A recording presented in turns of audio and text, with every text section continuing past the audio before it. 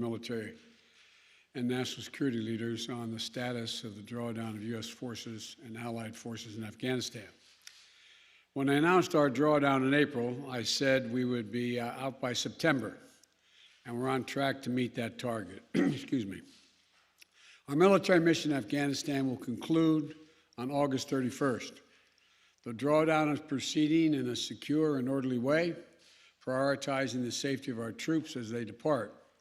Our military commanders advised me that once I made the decision to end the war, we needed to move swiftly to conduct the main elements of the drawdown. And in this context, speed is safety. And thanks to the way in which we have managed our withdrawal, no one U.S. forces or any forces have been lost. Conducting our drawdown differently would have certainly come with an increased risk of safety to our personnel. To me, those risks were unacceptable. And there was never any doubt that our military would perform this task efficiently and with the highest level of professionalism. That's what they do. And the same is true of our NATO allies and partners who have supported, we are supporting and supporting us as well as they conclude their retrograde. I want to be clear, the U.S. military mission in Afghanistan continues through the end of August.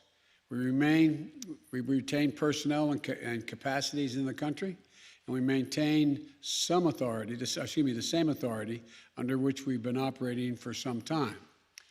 As I said in April, the United States did what we went to do in Afghanistan, to get the terrorists who attacked us on 9/11 and deliver justice to Osama bin Laden, and to degrade the terrorist threat to keep Afghanistan from becoming a base from which attacks could be continued against the United States.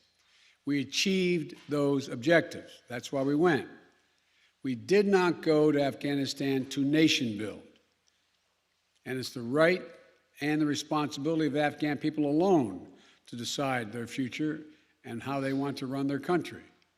Together with our NATO allies and partners, we have trained and equipped over nearly 300,000 current serving members of the military, the Afghan National Security Force, and many beyond that who are no longer serving. Add to that hundreds of thousands more Afghan national defense and security forces trained over the last 2 decades. We provided our Afghan partners with all the tools, let me emphasize, all the tools, training, equipment of any modern military. We provided advanced weaponry, and we're going to continue to provide funding and equipment, and will ensure they have the capacity to maintain their Air Force. But most critically, as I stressed in my meeting just 2 weeks ago with President Ghani and Chairman Abdullah, Afghan leaders have to come together and drive toward a future that the Afghan people want and they deserve. In our meeting, I also assured Ghani that U.S. support for the people of Afghanistan will endure. We will continue to provide civilian and humanitarian assistance, including speaking out for the rights of women and girls. I intend to maintain our diplomatic presence in Afghanistan, and we are coordinating closely with our international partners in order to continue to secure the international airport. And we're going to engage in a determined diplomacy to pursue peace and a peace agreement that will end this senseless violence. I've asked Secretary of State Blinken and our Special Representative for Afghanistan Reconciliation to work vigorously with the parties in Afghanistan, as well as the regional and international stakeholders to support a negotiated solution. To be clear, countries in the region have an essential role to play in supporting a peaceful settlement. We'll work with them, and they should help step up their efforts as well. We're going to continue to work for the release of detained Americans, including Ferrix. I want to pronounce the name correctly. I misspoke, so that he can return to his family safely.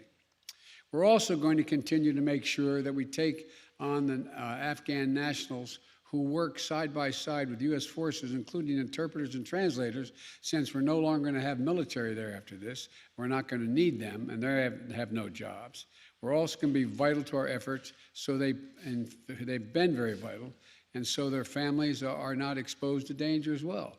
We've already dramatically accelerated the procedure time for special immigrant visas to bring them to the United States.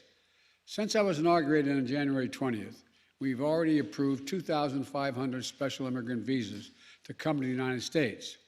Up to now, fewer than half have exercised their right to do that. Half have gotten on aircraft and commercial flights and come. Another half believe they want to stay, at least thus far. We're working closely with Congress to change the authorization legislation so that we can streamline the process of approving those visas.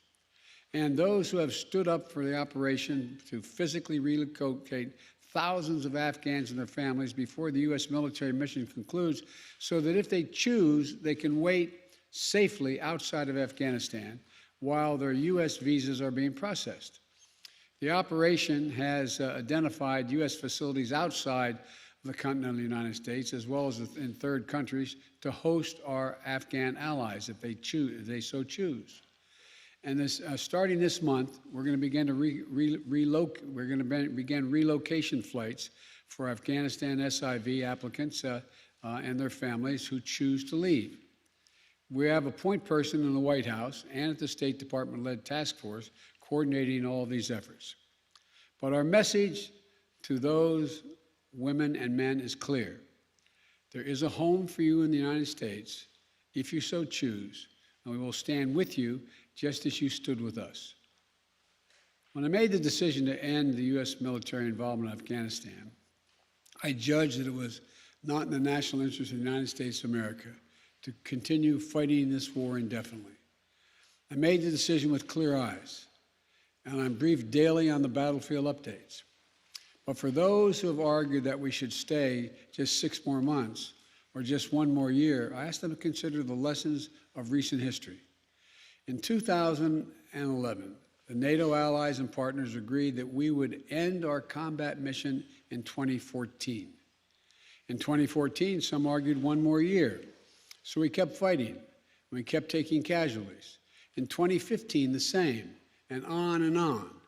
Nearly 20 years of experience has shown us that the current security situation only confirms that just 1 more year of fighting in Afghanistan is not a solution, but a recipe for being there indefinitely.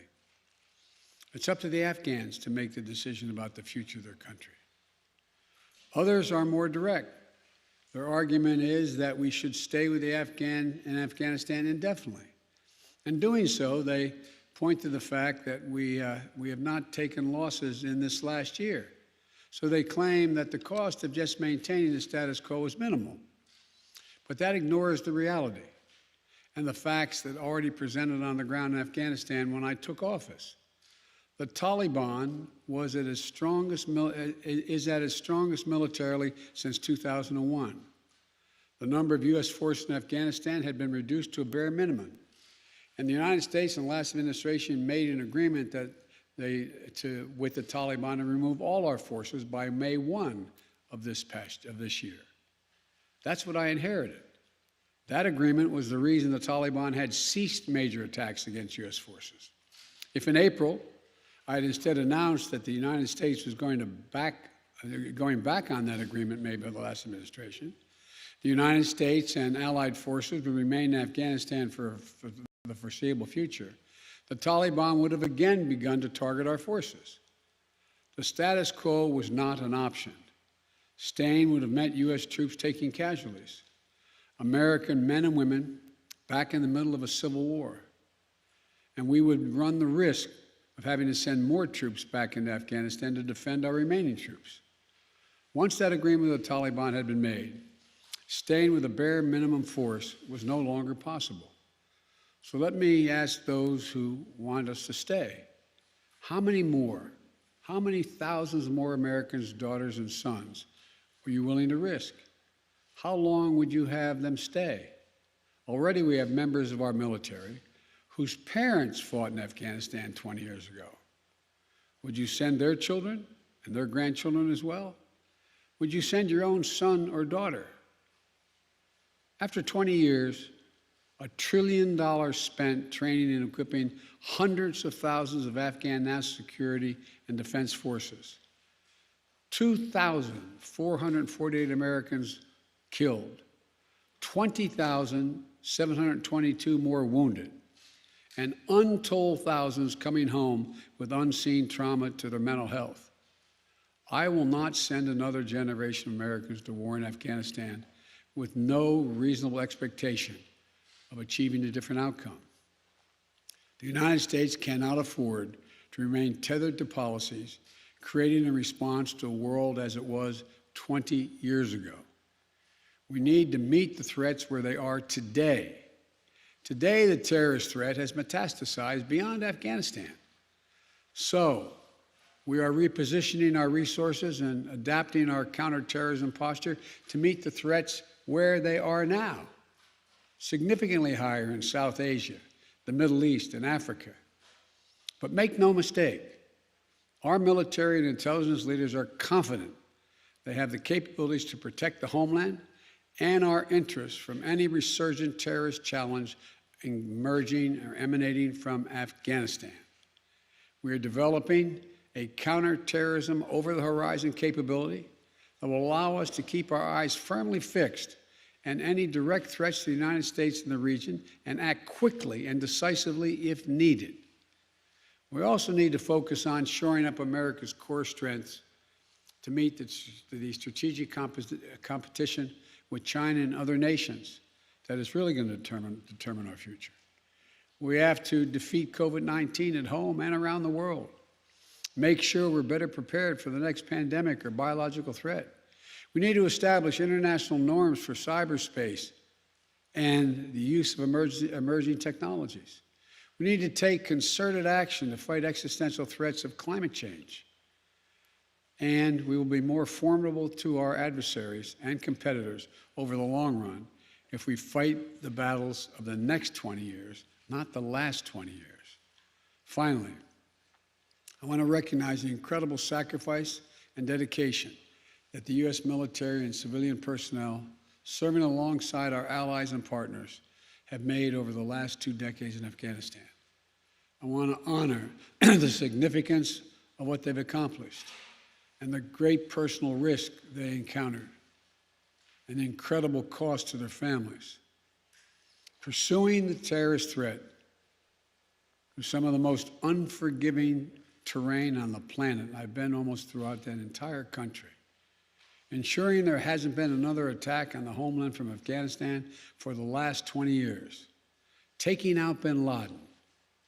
I want to thank you all for your service and the dedication to the mission so many of you have given, and to the sacrifices that you and your families have made over the long course of this war.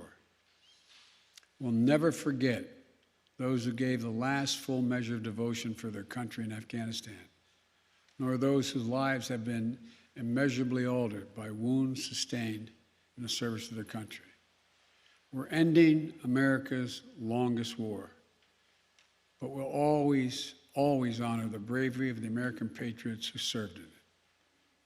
May God bless you all, and may God protect our troops. Thank you. Mr. President, do you trust the Taliban, Mr. President? Sorry, is a Taliban takeover of Afghanistan now inevitable? No, it is not. Because you have the Afghan troops have 300,000 well-equipped as any army in the world, and an air force against something like 75,000 Taliban.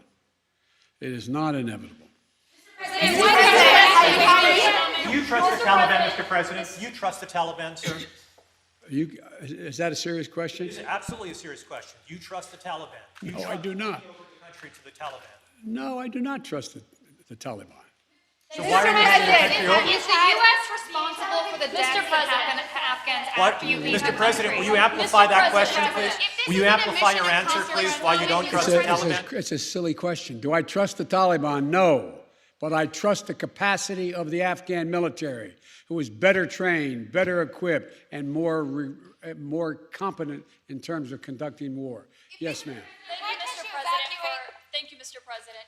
Given the amount of money that has been spent and the number of lives that have been lost, in your view, with making this decision, were the last 20 years worth it?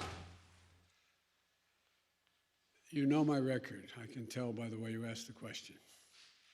I opposed permanently having American forces in Afghanistan.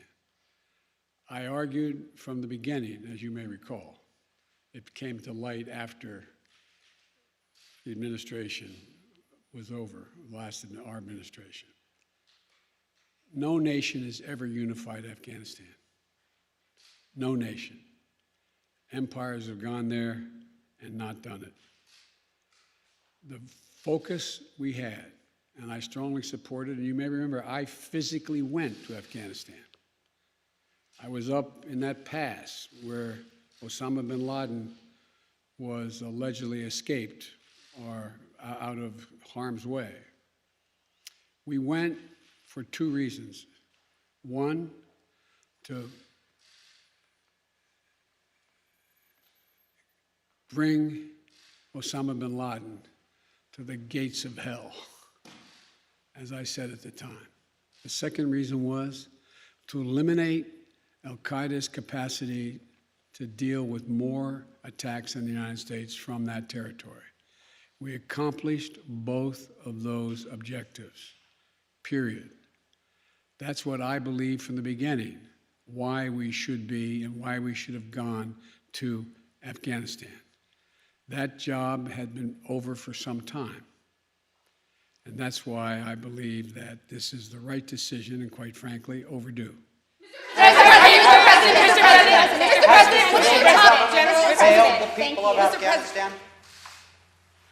Mr. President, thank you very much. Your own intelligence community has assessed that the Afghan government will likely collapse. That is not true. Can you please clarify what they have told you about whether that will happen or not? That is not true. They did not reach that conclusion. What is the level of confidence that they have that it will not collapse? The Afghan government and leadership has to come together. They clearly have the capacity to sustain the government in place. The question is, will they generate the kind of cohesion to do it? It's not a question of whether they have the capacity. They have the capacity. They have the forces. They have the equipment. The question is, will they do it? And I want to make clear what I made clear to Ghani, that we are not going to walk away and not sustain their ability to maintain that force. We are. We're going to also work to make sure we help them in terms of everything from food necessities and other things in the region.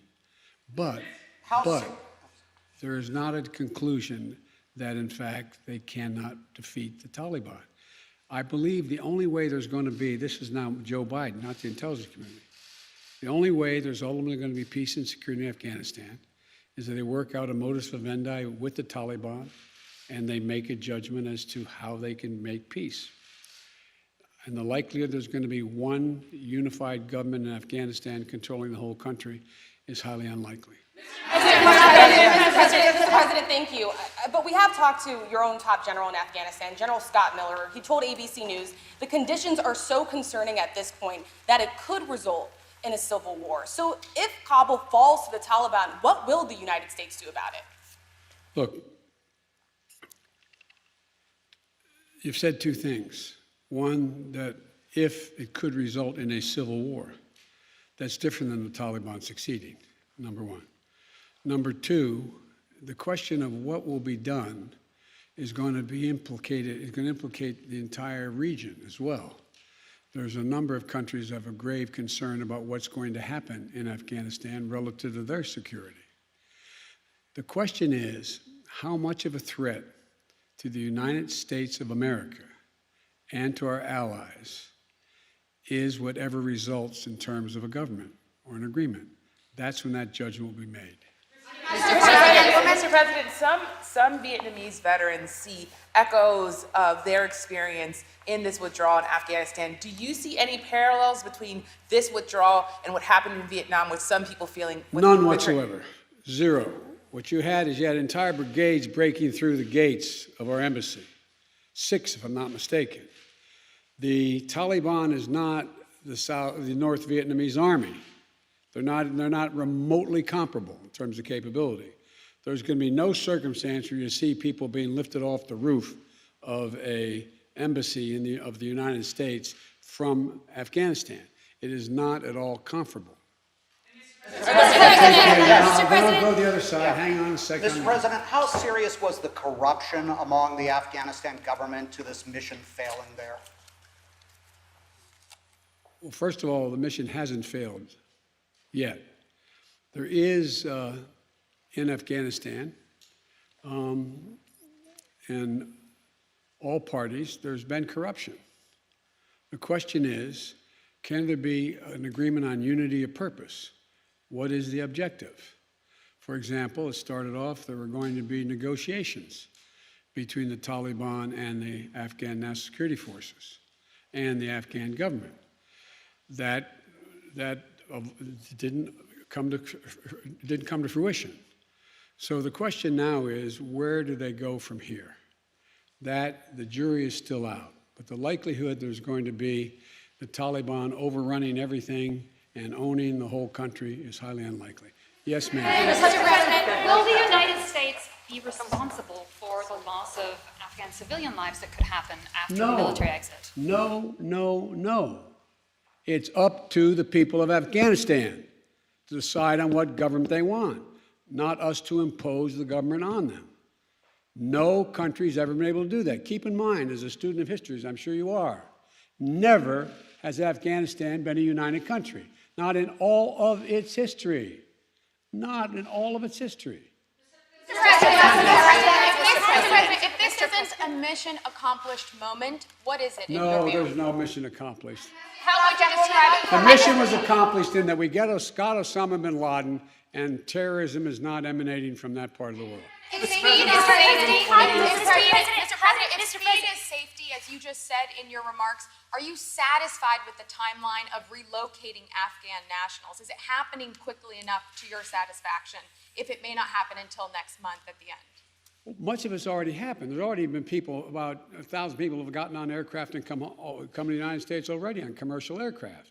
So as I said, there's over 2,500 people that, as from January to now, have gotten those visas, and only half decided that they wanted to leave. The point is that I think the whole process has to be speeded up, period, in terms of being able to get these visas. Why can't the U.S. evacuate these Afghan translators to the United States to await their visa processing, as some immigrants at the southern border have Because been the allowed law to do? doesn't allow that to happen. And that's why we're asking the Congress to consider changing the law. But in the meantime, we can guarantee their safety if they wish to leave by taking them to third countries, and or while the wait is taking place, to come and hopefully while they're waiting there, to be able to bring them back to the United States if that's what they choose to do. I'm Afghan Safard woman. Any message, good message for Afghan women in future, because they have achievement, they are really concerned about their achievement. They are very concerned with good reason. When I was in Afghanistan, I've been there a number of times. I remember being in a school outside, and by the way, the schools in Afghanistan are not fundamentally unlike schools on the West Coast, where they have, an area in the middle that is sort of looks like a playground, and single-story buildings connected around it. And I remember speaking to a group of young women. I guess they're roughly, don't hold me to this, they look like they'd be 14, 15 years old. And they're in school, and there's a tiered classroom with single light bulbs hanging from the ceiling, as I know you know. And I said, the United States came here to make sure that we got this terrorist Osama bin Laden, and that terrorists didn't amass again to go after our country. And then we're going to have to leave. And the young woman said, "You can't leave. You can't leave." It was heartbreaking. "You can't leave," she said. "I want to be a doctor. I want to be a doctor. I want to be a doctor. If you leave, I'll never be able to be a doctor." Well, that's why we spent so much time and money training the Afghan security forces to do the work of defending that. Anyway, so yes, I'm aware. I'm going to take one more question. Mr. President, have you spoken with any Taliban officials about the withdrawal? Mr. President, Mr. can you President, please the Taliban explain? being in Russia today. The Mr. President, thank you. I wanted to ask, with the benefit of hindsight, you've spoken to the fact that the Taliban are sort of at their militarily strongest point that you've seen in 20 years. How do you feel personally about that with the benefit of hindsight and all of the dollars and investments and American troops that were sent there? Relative to the training and capacity of the ANSF and the federal police, they're not even close in terms of their capacity. I was making the point.